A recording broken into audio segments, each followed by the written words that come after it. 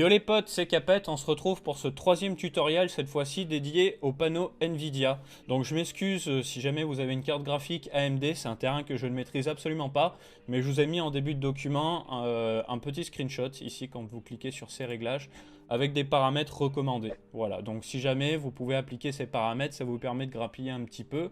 Mais encore une fois, on va faire un focus chez Nvidia. Si vous comptez passer chez Nvidia, n'hésitez pas à regarder cette vidéo à titre informatif tout simplement.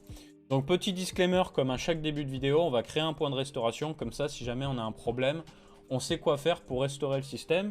Donc vous ouvrez le menu démarrer, vous tapez restauration, comme ceci, vous avez ça.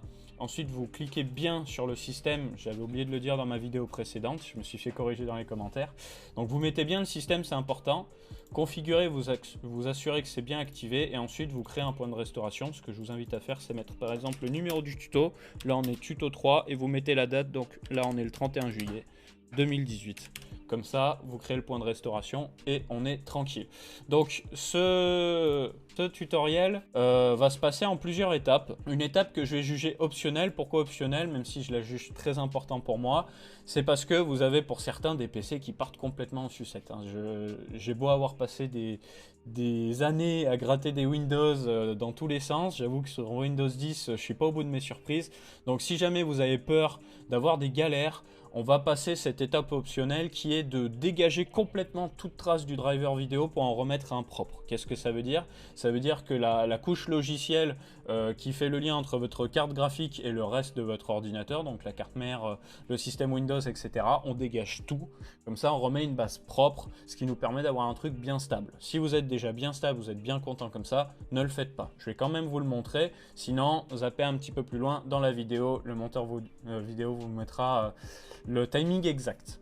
Donc c'est parti, je couperai au montage parce que bien sûr si je dégage le driver vidéo, ça va pas filmer sur mon logiciel.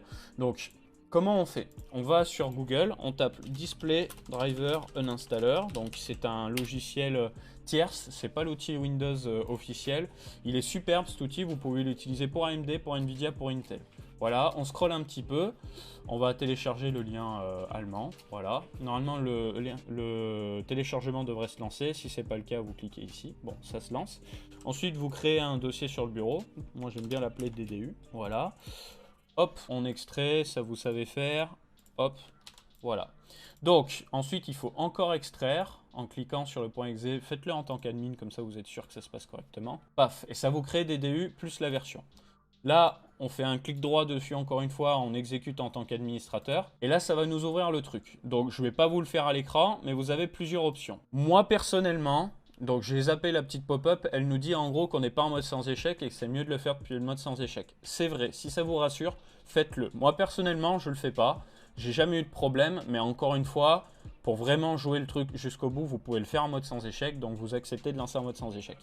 Et moi, je prends l'option 2, qui est nettoyer mais ne pas redémarrer Windows. Donc ça va me dégager toute surcouche vidéo. Et ensuite, je vais pouvoir installer mon driver Nvidia au propre. Donc ce qu'on va faire pour éviter le moindre problème, c'est qu'on va télécharger le driver Nvidia maintenant. Donc on va ouvrir notre panneau Nvidia. Comment on détermine si on a un driver qui est propre? C'est simple, le panneau Nvidia il doit s'ouvrir direct. Si votre panneau Nvidia il met 15 plombes à s'ouvrir, c'est que très probablement déjà votre driver il est un petit peu crado, donc cette manip peut être pas mal. Bref, vous allez dans Aide et puis dans Information Système, ça va vous ouvrir au bout de 2-3 secondes la pop-up, et là vous avez la version du pilote. Donc moi j'ai la dernière mise à jour Nvidia. N'hésitez pas à remettre la même mise à jour qu'avant, comme ça vous êtes sûr d'être stable. Moi je suis stable avec la dernière mise à jour. Il en tient qu'à vous, mais là on joue vraiment la sécurité maintenant pour ces prochains tutos. Voilà, une fois qu'on a un truc, qu'on a déterminé le driver, donc vous pouvez taper Nvidia driver puis le nom de votre carte graphique. Donc moi j'ai une GTX 1080 par exemple. Paf, vous avez un lien téléchargement de pilote Nvidia. Vous sélectionnez, donc moi ça me sélectionne par défaut, sinon vous le faites bien. Windows 10 64, recherchez et vous lancez le téléchargement. Donc moi je l'ai déjà téléchargé, je ne vais pas le retélécharger. Paf. Maintenant qu'on a notre driver, on va pouvoir donc dégager toute trace avec Display Driver Uninstaller. Donc je vais faire nettoyer et ne pas redémarrer, on coupe au montage et on se retrouve juste après. Donc, une fois que vous avez désinstallé votre driver avec Display Driver et Installer, normalement vous avez une petite pop-up qui vous dit que c'est terminé, souhaitez-vous quitter, vous pouvez faire oui. Et maintenant on va passer à l'installation du driver Nvidia. Moi personnellement j'ai un petit peu grugé parce que si j'avais pas de driver Nvidia je pouvais pas filmer à côté. Donc je l'ai réinstallé, mais je vais vous montrer la manipulation comme si vous l'installez. Donc vous connaissez la chanson, vous exécutez le petit exécutable Nvidia avec le driver en tant qu'administrateur. Ça vous met détection de la compatibilité, vous laissez tourner, normalement ça se passe bien. Si ça se passe pas bien, redémarrez le PC ou retenter plusieurs fois. Normalement ça doit bien se passer. Et ensuite vous avez quelque chose comme ceci ou directement ceci. Donc nous, ce qu'on va faire, c'est qu'on va choisir personnaliser. Juste petite parenthèse, quand vous dégagez le driver avec Display Driver en installeur, forcément, tous les réglages dans le panneau Nvidia et dans les logiciels tiers qui exploitent Nvidia vont peut-être être remis par défaut. Donc pensez-y bien. Voilà. Vous faites personnaliser, puis suivant, et là, vous pouvez voir qu'il y a tout de coché par défaut. Donc nous déjà, si on joue pas en 3D, ben on l'active pas, tout simplement. Ensuite, le pilote audio HD, personnellement, je le déteste. Ça fait perdre des FPS, ça fait perdre en fluidité, ça rend le système instable. Donc, je l'enlève. Mais si vous voulez le garder, gardez-le. Personnellement, je vous conseille de l'enlever. Il nous reste donc le pilote graphique, le logiciel System Physics, que vous pouvez laisser, même s'il n'y a quasiment plus aucun jeu qui utilise Physics. Donc, mettez-le pas si vous voulez vraiment un truc clean. Si vous voulez être sûr que ce soit compatible avec tous les jeux, laissez-le. Nous, on va le laisser. Et on a GeForce Experience. Donc, si vous utilisez Shadowplay, ou Nvidia Freestyle, ou alors l'optimisation de vos jeux, que je trouve naze, personnellement, je ne vais pas expliquer pourquoi, mais je trouve ça naze, laissez Nvidia GeForce Experience coché. Si vous ne l'utilisez pas, ne le cochez pas, c'est un vrai gouffre à performance, ça fait perdre un paquet de FPS en jeu. Donc si vous êtes au FPS près, jouez sans GeForce Experience, je vous le dis clairement. Ensuite, vous pouvez, encore une fois, cocher, effectuer une nouvelle installation, et vous faites suivant, et vous aurez quelque chose qui s'affiche comme ceci. Vous laissez le driver s'installer, paf, et une fois que le driver Nvidia est installé, vous redémarrez l'ordinateur et on peut enchaîner le tutoriel. Donc moi j'ai déjà installé, je ne redémarre pas l'ordi. On enchaîne sur le panneau de configuration Nvidia. Donc clic droit sur le bureau, panneau Nvidia. Si vous êtes sur un ancien Windows, normalement, en le tapant dans le menu démarrer aussi, panneau Nvidia, enfin juste panneau, ça vous le propose. Moi ça ne le propose pas parce que j'ai le menu Windows 10 par défaut. Bref, on ouvre le panneau de configuration Nvidia. Première manipulation qui peut être intéressante, c'est créer la résolution personnalisée 1600 par 1080. Alors, la résolution 1600 par 1080, c'est pas une résolution naturelle, ça va un peu écraser votre image, mais ça vous permet de mieux voir de près et de loin. C'est moins joli, mais vous économisez des FPS et vous voyez mieux de près et de loin, principalement sur des jeux comme Call of, Fortnite, Battalion, Iron Sight, Overwatch, H1Z1, PUBG. Je pense que ça va parler certains d'entre vous. Donc c'est une résolution que je vous invite à tester, qui est vraiment sympa. Donc comment faire ? On va dans affichage, changer la résolution. Si vous êtes sur PC portable, vous aurez que paramètres 3D très probablement. Donc désolé, cette manipulation, vous ne pourrez pas la faire. Il y a peut-être des bidouilles à faire, mais j'en parlerai pas dans cette vidéo, parce que déjà, je ne les connais pas. On fait la manip classique. Donc, vous serez peut-être ici, donc vous n'aurez pas personnalisé juste en dessous. Donc, mettez-vous bien au niveau de PC, 1920 par 1080. Paf, je fais appliquer, oui. Une fois que c'est appliqué, personnalisé, on l'a de débloquer. Donc moi, j'ai pas créé une résolution personnalisée. Pourquoi ? Parce qu'en fait, je duplique mon affichage sur mon Elgato. J'ai un PC de stream qui recorde la vidéo à côté. Vous, normalement, vous avez créé une résolution personnalisée. Si c'est pas le cas, vous pouvez essayer de faire comme moi, du coup. Ce que j'ai fait en off dans la vidéo, c'est faire paramètres d'affichage et potentiellement faire éteindre ces affichages ou afficher uniquement sur 1, en partant du principe que l'écran que vous avez en face de vous, c'est le numéro 1. Et là, ça devrait se débloquer.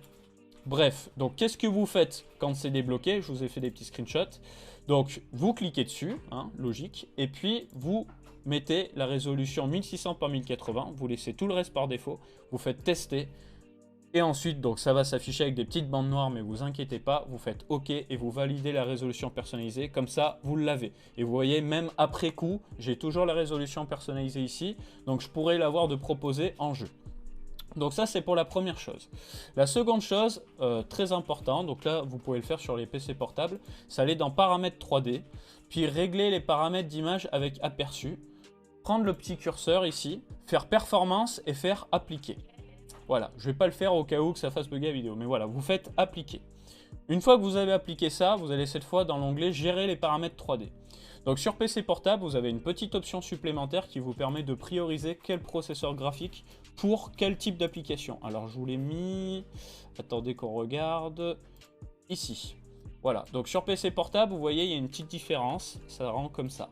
On va le laisser en plein écran. Graphique intégré ou processeur Nvidia haute performance. Qu'est-ce que ça veut dire? Le graphique intégré, c'est la partie graphique de votre processeur, donc Intel, généralement. Le processeur Nvidia haute performance, en fait, c'est la partie graphique de votre processeur de carte graphique. Donc, un jeu, vaut mieux qu'il soit sur le processeur Nvidia haute performance. Par contre, un logiciel comme Open Broadcaster Software, il vaut mieux que ce soit sur graphique intégré, parce que sinon, la capture d'écran, elle ne va pas marcher. Et je pense notamment aux gens qui streament du League of Legends. Donc, pensez bien à prioriser comme ça. Voilà, vous cliquez dessus, vous choisissez l'application, donc votre jeu ou votre application. Si vous ne la trouvez pas dans le menu déroulant, vous faites ajouter, vous allez le chercher et on est bon, comme ceci. Je vous montre ici, donc si je voulais ajouter un jeu, parcourir, paf, je vais sur mon PC, je vais prendre Counter-Strike, imaginons, ça va se passer dans Steam, Steam Apps, Common, Counter-Strike, et hop, vous faites ouvrir et vous avez l'appli. Donc en gros, c'est quoi la différence entre paramètres globaux et paramètres de programme? En fait, paramètres globaux, ça va s'appliquer à tout. Paramètres de programme, c'est si vous voulez des réglages personnalisés par rapport à une application, donc comme votre logiciel de stream OBS, ou un jeu, comme Counter-Strike, Ironside, Fortnite, etc. Donc moi, personnellement, je le fais en global, mais vous pouvez très bien choisir Counter-Strike, par exemple. Le résultat, c'est le même. Hein. Vous allez avoir les mêmes options de proposer. Donc, quelles sont les options qui vont nous intéresser, nous? La première option, ça va être la trame de pré-rendu de réalité virtuelle. Normalement, elle est sur 1, vous la laissez sur 1. Ensuite, la deuxième option, c'est la trame de pré-rendu maximum. Elle est en paramètre 3D par défaut. Vous la mettez sur 1. Si vous avez un PC un peu cracra, mettez 2 voire 3. Qu'est-ce que c'est? C'est la latence entre les images. En gros, c'est le délai entre les images. Donc plus il est bas, forcément, plus ça va être réactif. Mais par contre, il peut y avoir des instabilités. Donc pour éviter les instabilités sur les PC un peu cracra, donc vraiment vieux, hein, franchement, il faut y aller, vous mettez 2 voire 3. Mais tous les autres, donc 99% d'entre vous, vous mettez 1. Ensuite, donc, synchronisation verticale, vous la désactivez si vous ne l'utilisez pas. Moi, je vous conseille vraiment de la désactiver, ça rend votre jeu plus réactif. Même si vous avez les FPS qui font des montagnes russes, j'en parlerai dans une prochaine vidéo pour éviter ça, parce que ça passe pas dans le panneau Nvidia en fait. Ensuite, donc, le reste, là, on est bon. Mode de gestion de performance, vous pouvez laisser une puissance optimisée, personnellement, je le laisse. D'autres préfèrent privilégier les performances maximales. Moi, j'ai l'impression que c'est plus stable en puissance optimisée. Vous testez les deux.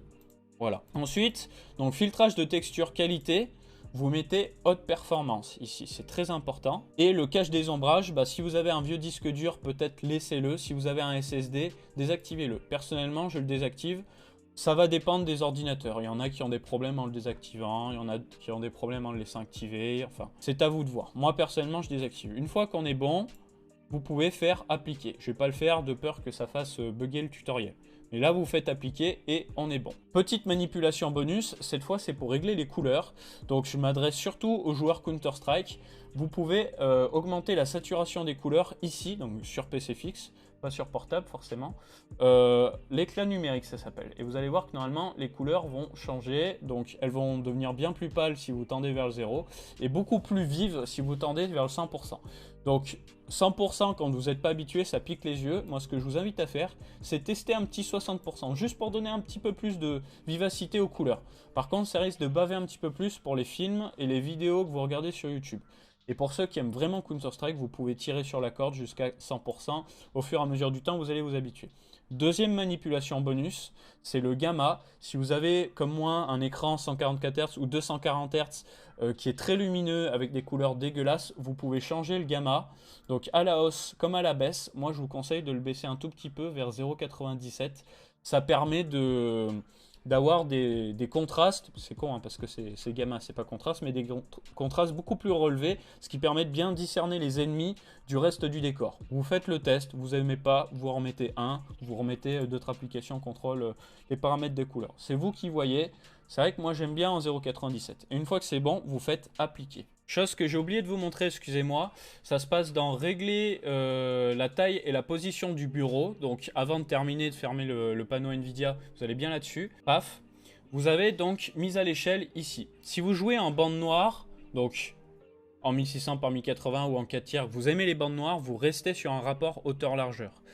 Si vous aimez avoir l'image étirée, donc 4-tiré, vous choisissez bien de mettre plein écran ici. Et dans effectuer la mise à l'échelle sur, c'est très important de mettre processeur graphique au lieu de affichage. Vous aurez une image qui sera plus jolie, vous aurez moins d'input lag, donc moins de latence, et vous aurez aussi donc les bandes noires qui vont s'afficher correctement. Parce qu'il me semble que quand vous laissez sur affichage, même en laissant rapport hauteur-largeur, vous n'avez pas les bandes noires. Donc vous mettez bien comme ceci, j'en parle dans le document en description. Voilà, donc deux dernières choses que j'aurais aimé voir avec vous, c'est une petite manipulation qui est spécifique à Counter-Strike, donc les autres vous pouvez toujours regarder, et ensuite une manipulation qui va être spécifique à Fortnite. Donc la manipulation Counter-Strike, ça va être d'utiliser un logiciel externe qui s'appelle NVIDIA Inspector, qui va en fait aller bidouiller encore plus loin les paramètres NVIDIA. Donc quand vous allez aller dans la description, vous avez mon document, comme d'habitude, vidéo 3, optimisation Windows. Je vous l'ai mis quelque part... alors attendez, que je le retrouve ici, voilà. Donc il faut bien faire attention, téléchargez bien la version que je vous mets moi, parce que si vous allez chercher une version sur internet, vous n'aurez peut-être pas toutes les options qui nous intéressent. Donc paf, vous cliquez ici, vous le téléchargez, vous pouvez créer un dossier inspector sur votre bureau, paf, une fois que c'est bon, donc on extrait dedans, voilà, on extrait dedans, comme ceci. Maintenant, on le lance. Donc, on lance ce petit NVIDIA Profile Inspector. Donc là, comme dit, ça s'adresse que à Counter-Strike. Hein. Ensuite, vous allez chercher ici Counter-Strike Global Offensive. Paf. Et vous allez avoir plein de trucs. Nous, ce qui va nous intéresser, c'est dans la section 2, non pas Framerate Limiter, mais Framerate Limiter Mode. Et il se peut que sur un autre NVIDIA Inspector, vous ne l'ayez pas, ce Framerate Limiter Mode. Donc, prenez bien cette version. Et ensuite, vous cliquez dessus et vous allez chercher le Control Delay Flip by Flip Metering. À quoi ça va nous servir? Donc, vous faites appliquer, ici, Apply Change. Vous pouvez cliquer plusieurs fois pour être sûr d'appliquer. À quoi ça va nous servir? Ça va réduire l'input lag dans notre jeu Counter-Strike. L'input lag, c'est quoi? Je pense que je ferai une vidéo exprès pour en parler. C'est la latence. Parce que vous avez une certaine latence entre les images. Donc c'est pour ça qu'on parle d'images par seconde. Mais vous avez aussi une latence tout court entre vraiment les actions que vous faites et les actions qui vont être prises en compte côté ordinateur. En faisant ça, vous allez sentir que le jeu est plus réactif normalement. Si ce n'est pas le cas, vous pouvez toujours charger le profil Counter-Strike, mais simplement le remettre par défaut. Petit coucou à Banana Gaming, du coup j'ai connu cette manipulation grâce à lui. Personnellement, je trouve que le jeu est beaucoup plus fluide avec. Donc n'hésitez pas à le faire. Comme dit, c'est l'option qui termine par un petit 04 ici, le By Flip Metering. Voilà, et vous faites appliquer. Pour Fortnite, donc si vous voulez avoir la résolution 1600 par 1080 comme moi, il va falloir modifier un fichier du jeu. Alors pour ça, vous faites le raccourci Windows R, comme les autres fois, ça va ouvrir ceci. Vous faites %appdata %. Paf, là vous arrivez ici. Donc moi c'est Capet 8700, c'est le nom de ma machine. Vous, ça va être un nom différent forcément. Vous revenez en arrière sur AppData, vous allez dans Local. Vous allez dans Fortnite Game, Saved, puis Config, Windows Client. Je vous l'ai mis dans le document, hein, le chemin. Et vous avez donc Game User Setting Ini. Vous n'avez pas The Bee, c'est moi qui l'ai rajouté. En fait, l'idée, c'est au cas où, pour ne pas perdre le truc, vous pouvez créer un dossier backup. Comme ça, si vous n'êtes pas content, vous pouvez remettre les réglages d'avant. Donc vous le copiez dans Backup, comme ça, vous en avez une trace. Et ensuite, donc, vous l'ouvrez avec Notepad++, idéalement. Je vous invite à le télécharger, sinon. Comme ça, vous aurez une meilleure visibilité. Voilà. Et en fait, tous les endroits où c'est marqué 1920 par 1080, vous remplacez par 1600 par 900. Donc, vous l'avez ici, vous l'avez ici, ici, ici, ici, ici, ici et ici. Donc, 4 fois, en fait. Vous mettez 1600 par 1080 partout. Vous faites enregistrer. Ça va vous demander de l'enregistrer en mode administrateur, je crois. Vous faites oui, vous faites enregistrer de nouveau, donc fichier enregistré, hein, vous savez faire. Et puis, une fois que c'est bon, une fois que le fichier est modifié, vous faites un clic droit dessus, propriété, et vous le passez en lecture seule. Qu'est-ce que ça veut dire? Ça veut dire qu'on ne peut pas réécraser ce fichier, comme ça on est sûr de bien garder les réglages. Si jamais vous voulez rechanger les réglages, du coup, eh ben, vous décochez lecture seule, tout simplement. Et vous aurez la résolution 1600 par 1080 sur votre jeu Fortnite. Et je pense que vous allez sentir que c'est un petit peu plus agréable. Il y a plein d'autres jeux où c'est proposé directement dans les paramètres vidéo. Voilà, voilà. Donc en résumé, vous avez tout dans la description YouTube. Prenez le temps de lire, c'est important, ça vous évite de faire des bêtises, je vous explique tout. Le principe de toutes ces manipulations, ça va pas être de gagner forcément des images par seconde, ça va être de réduire l'input lag, donc d'avoir une meilleure réactivité dans ces jeux, donc de mieux jouer tout simplement. J'espère que vous sentirez de la différence, que vous sentirez bien mieux dans vos jeux, et si c'est le cas, n'hésitez pas à laisser un petit pouce bleu. Je vous invite à voir les tutos précédents si ça n'a pas été fait. Petit pouce bleu, n'hésitez pas à vous abonner. On se retrouve très bientôt pour la suite des tutoriels. On va passer sur la priorisation des cœurs de notre processeur sur le prochain tutoriel. Allez, ciao tout le monde.